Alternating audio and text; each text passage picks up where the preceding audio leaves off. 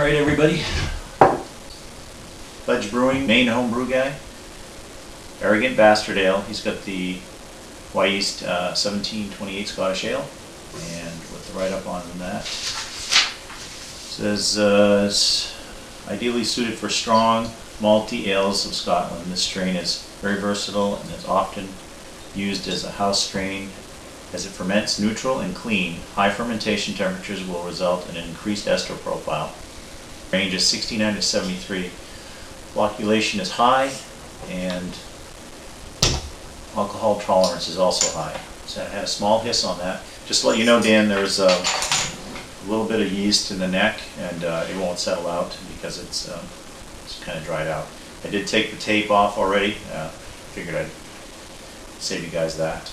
Added note: my refrigerator that we store, I put the beers is in the house refrigerator, so it tends to be a little cooler than the beer should be. So with that in mind, let's give it a pour.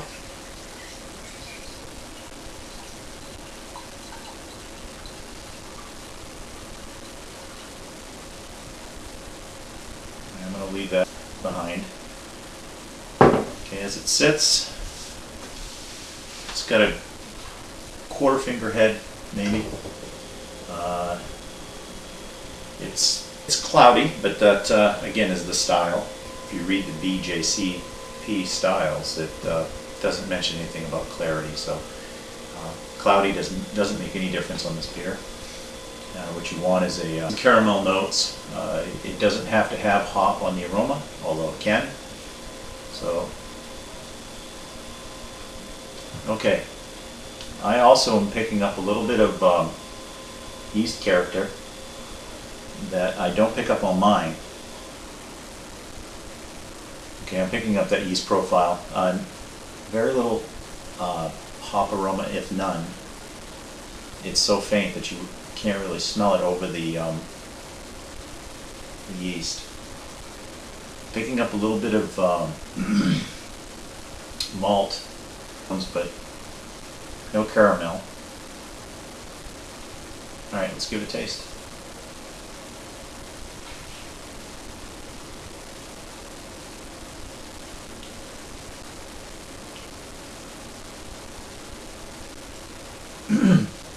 It lingers on the tongue a little, which I think is good.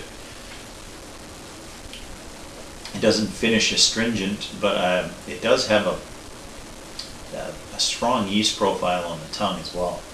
Taste it. It's not bad. It's just there. It does follow the scent of what the aroma that you're picking up.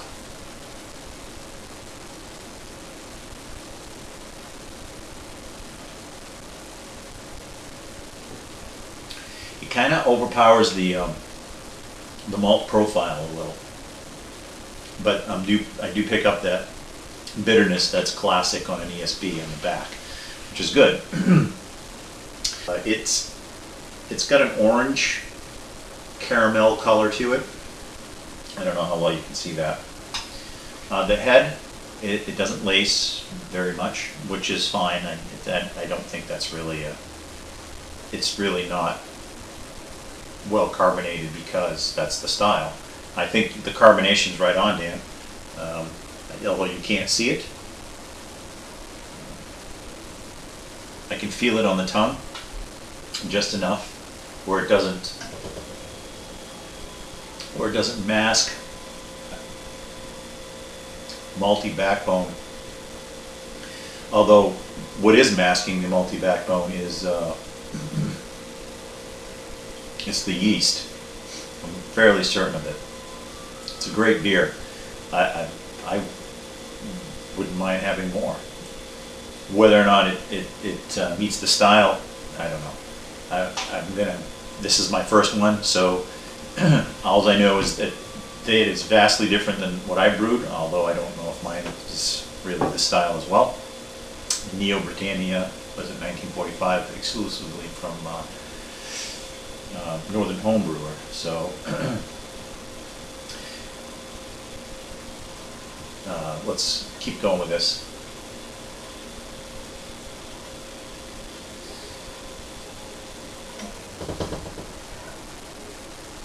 It's almost got a that yeast profile. It's almost like a bready, like you're making fresh bread. I'm gonna go with that. Let's see. It's 69 to 73%. Might have attenuated a little more than it should, but there's a creamy mouthfeel in there that offsets the. I don't know where you ended up with this, Dan. I should look it up before I do these reviews. I'm gonna say that you probably ended up on the low end, probably 10-12 or something. But it doesn't taste like 10-12. It tastes more like 10-14. All in all, a good beer. May not be my choice of yeast for the style, but you can definitely tell it's well done. It's a well done beer. There's no off flavors. There's no esters that would suggest there's anything wrong with your beer. I'll go on a limb here and say that it's purely yeast that makes it not hit the style, I think. But as far as your brewing practice and everything else, that's right on. Everything's good. I don't have any, like I said, no off flavors, no buttery flavors, no sulfurs, no bad things going on in here. It's a clean tasting beer. It lingers, the bitterness lingers on the back of the tongue like an ESB should. Other than the, again, the overpowering, I think, in some cases, the yeast profile in here. It takes away from the malty backbone that I think you want in the ESB. So, cheers. Thanks, Dan. Okay, everybody. Second tasting. We've got Wayner's 665. Cheers, Wayner. Judging these merely on the yeast profiles, unless I catch some off flavor that, I'll be honest with you guys, which I hope you will with me as well. This is part of what's cool about the experiment is we get to basically see what yeast works best. And when I'm done with tasting all of these, I'm going to brew this beer again with the yeast that I think would be best representing the style, and then I'm going to enter it into a contest later this summer. So it's it's quite important to me to really come through all of these and identify yeast that I really like. So with that being said, Wayner 665 used a white yeast 1098. It's a British ale yeast. This yeast allows malty and hop character to dominate the profile. It ferments dry and crisp, slightly tart, fruity, and well balanced. Beers will finish clean and neutral. Ferments well down to 64 degrees. I don't know where you were on that. And the attenuation is a little higher than Dan, our Arrogant Bastardale, 73 to 75, and the flocculation is medium as opposed to high in his. So again, cloudiness on this beer is really not an issue. Cloudy or clear makes no difference. It's not really dictated in the style. So let's give it a pour. Well, these bottles hold a little more. I left the yeast behind. Let that settle out for a sec. The head is very similar to the Arrogant Bastardale. Right off the bat, it's almost the same color as Arrogant Bastardale. I would say that orange caramel color, but on a slight shade darker. Clarity is about the same. The carbonation might be a little more than what I was seeing in Arrogant Bastardales, but not by much. Alright, so let's give this a sniff. Okay, oops, got a little close. Alright, on this one I'm not picking up any yeast profiles at all. No esters, no hop, citrus. Maybe. It's very faint if it's there at all. So neutral yeast profile, neutral hop profile, and a little bit of malty aroma, but very faint.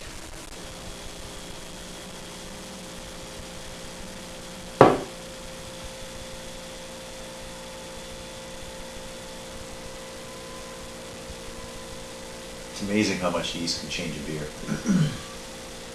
Okay, you know what, Wayner, this is a really good beer.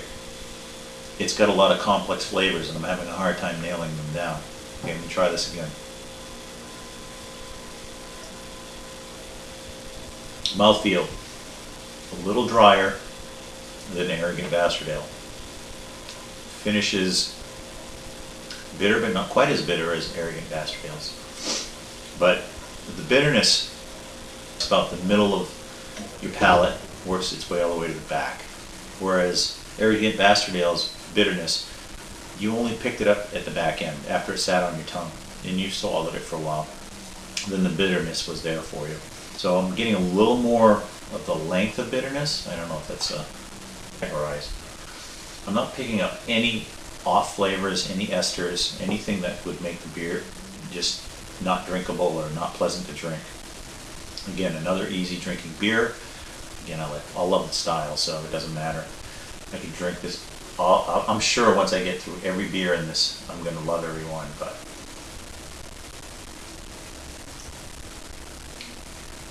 it's almost a tartness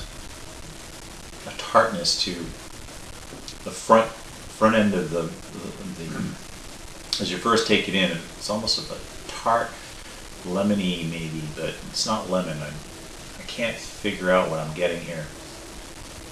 I hope that other people who try Wayners can identify that, what I'm picking up, because it escapes me. Because it, as soon as I think I have it, it's gone, and then I'm picking up that little bit of tart, or astringency, a tartness.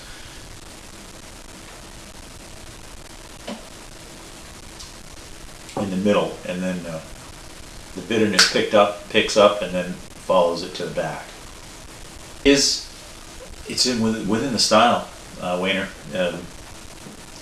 I'll have to say that some English beers that you will get a lot of yeast profile, like you did on like I got on Arrogant Bastardales, but I'm not getting any on here. I tend to like that a little better. I think it finishes a little dry. That's apparent by the attenuation. Leaves it astringent on the very end. The mouthfeel is about the same until you get like lingering right now. Like it makes me want to take another sip to quench whatever thirst I've just created. Which, by all means, these aren't negative things. They're just things I'm trying to pick up in what the yeast did to the beer. Again, drinkable beer, great beer. I would drink more. I liked Arrogance as well, but so far I like this one a little more, only because the yeast, I'm not getting that doughy, bready, yeasty smell in the nose. Okay, the third and final for today is Hockyplr's. As you can see, your label got. Oh yeah, this happened in between the beer tasting. I sliced my finger open. All right, WPL 013. Here. London ale yeast, dry malt ale yeast provides a complex oaky ester character to your beer. Hop bitterness comes through well. This yeast is well suited for classic British ales, bitters, and stouts. Attenuation is 67 to 75%. And flocculation rate is considered medium. Alcohol tolerance is also medium. I had a slight hiss. Alright. I hope this isn't too distracting. I sliced it pretty deep. Alright, here we go.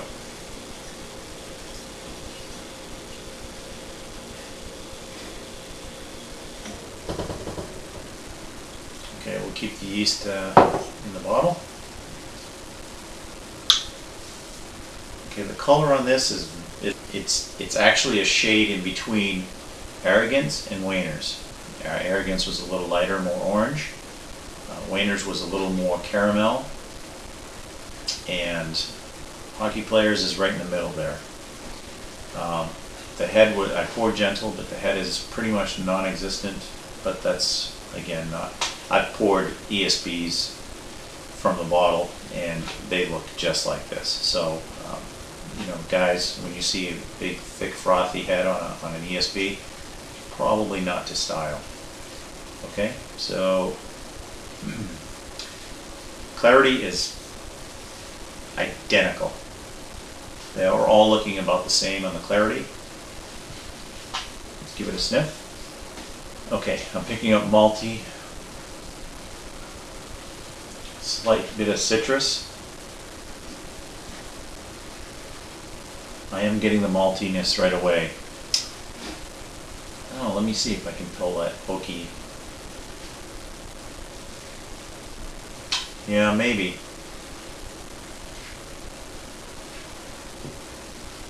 Okay. I picked up that oakiness that they're claiming. Not so much in the aroma, but right at the beginning of the palate. It fades quickly to the malt backbone. Ends with the bitterness. Not to be accused of having a bromance or anything, but so far I like this one the best. I like the aroma, although I'm guessing the style is not a real strong aroma on the nose. You really have to pull back and kind of assess what you're getting. It's very faint. All three beers was the same except for Arrogant. Again, that was just the yeast profile was pulling through more. So very faint, no caramel, mostly a malty aroma, but very faint again. Very faint hop aroma as a citrus, which I'm picking up. No oak notes, but again on the I'm picking up that oak note right at the beginning of the palate, but it fades quickly to the malt backbone. Mouthfeel is not astringent. It finishes a little dry, but not a lot. London ale yeast. Huh. This one. Esters.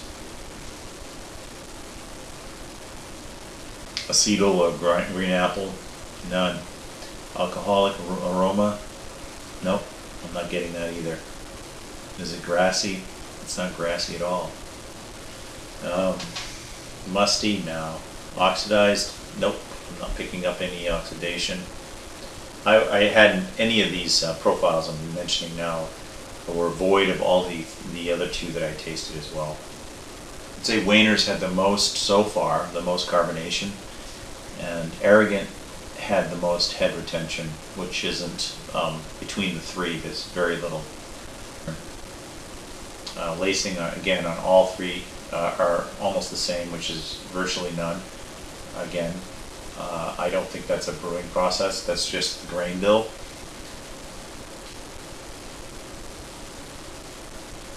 I feel the carbonation on the tongue, but not a lot. So what I'm getting, the bite in the back that I'm supposed to get is not carbonic acid. It's more of hop profile. Well-balanced beer. I don't know why you, I remember when you brewed this, you were complaining that you thought it was horrible. It is not horrible. It is very good. And if I was sitting here, if I was a professional judge and judging all three, I would have a hard time judging between Wayner's and yours. Very similar. I think on this one, I'm picking up a little bit more on the nose when I first taste it. Out of all three, this is the one that I get more of what I would expect from an ESB on the nose. This is the hardest one to swill. It tends to want to fall off the top. This one I'm picking up more of the maltiness, a little bit of citrus hop profile or citrusy, not piney at all. No oak like they claim that the oaky esters. I'm not picking that up. Picking it up right at the beginning of the palate, but fades quickly to the malty backbone. And it ends with a discernible bitterness, as it should, but not overpowering. So it'd be considered an ordinary bitter. The 8A category of the may contain awesomeness. I'm going to go with that. I'm digging this ale yeast the best. Right next to Wayner's so far.